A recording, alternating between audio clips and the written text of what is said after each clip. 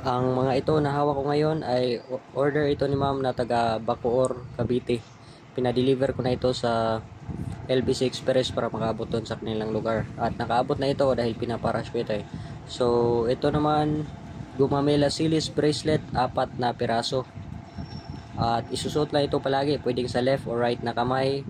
At pwede lang basa ng tubig kapag naliligo, pwede lang din alisin. Papahiran mo lang siya palagi ng virgin coconut oil o langis ng niyog para manatili siyang makinis.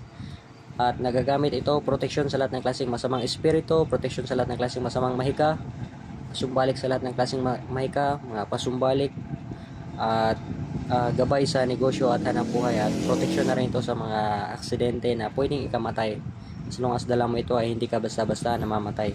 Tapos ko na itong nabindisyonan at nadasalan, kaya gagamitin lang nila ito palagi. Ito Dignum Cruz, so para ito kay ma'am din na taga Bacoor, Cavite. Gawa sa dignum na kahoy, dinisenyo na krus, isusot lang palagi pagkalatang proteksyon sa lahat ng klaseng malalang aksidente. At kasama na rin sa proteksyon yung masamang mga mahika, masamang espiritu, ganyan, mga pasumbalik sa lahat ng klaseng masamang kapangyarihan. At merong yang sulat ay para din yun kay ma'am, lucky charm sa kanyang negosyo at hanap buhay. So panlagay sa wallet yan, lalagay ni ma'am sa wallet. At ito naman para din kay ma'am na panlagay niya sa sasakyan. Pwede niyang balutin ito ng red na tela at ilalagay sa safety na lagayan sa sasakyan. For protection sa travel, para hindi basta-basta namamatay sa mga aksidente. Ito naman lucky charm niya sa negosyo. Pwede mo siyang ilagay sa altar ng bahay o sa shop kung meron kayong shop. Pwede din dalhin mo siya palagi, ilagay mo sa bag, ganyan, or lagay mo sa sasakyan. Ayan. At ito naman para kay sir na taga Talisay City, Cebu.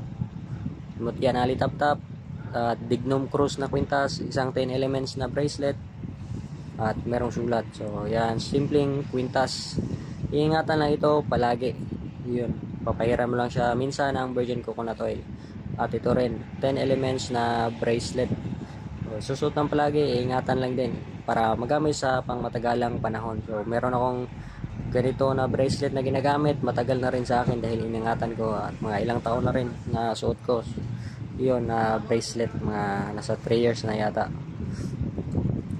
At okay pa rin yung kanyang itsura, basta ingatan mo lang siya. Yan, pahiram lang siya minsan ng virgin coconut oil. At ito naman, mutya ng ilitap-tap niya.